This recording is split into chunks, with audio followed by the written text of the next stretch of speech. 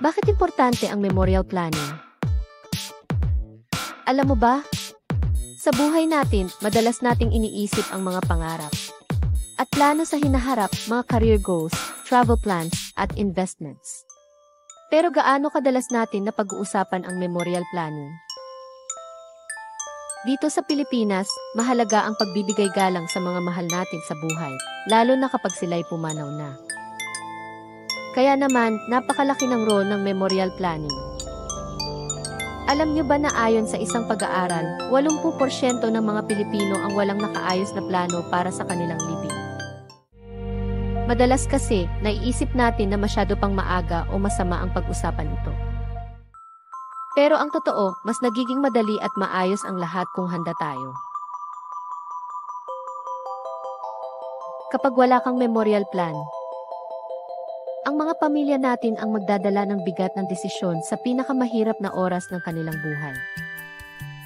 Alam niyo ba na ang gasto sa isang karaniwang libing sa Pilipinas ay umaabot ng 150,000 hanggang 500,000 o higit pa? Hindi pa kasama dyan ang mismong paglilibingan o yung lot na gagamitin. Pero kung pinaghandaan mo na ang mga ganitong unforeseen circumstances, hindi na kailangan pang mag-alala ng pamilya mo sa ganitong mga gastusin. Sa ibang bansa, tulad ng Japan, ang memorial planning ay bahagi na ng kanilang kultura. Ang tawag nila dito ay shukatsu, na nangangahulugang preparing for one's end.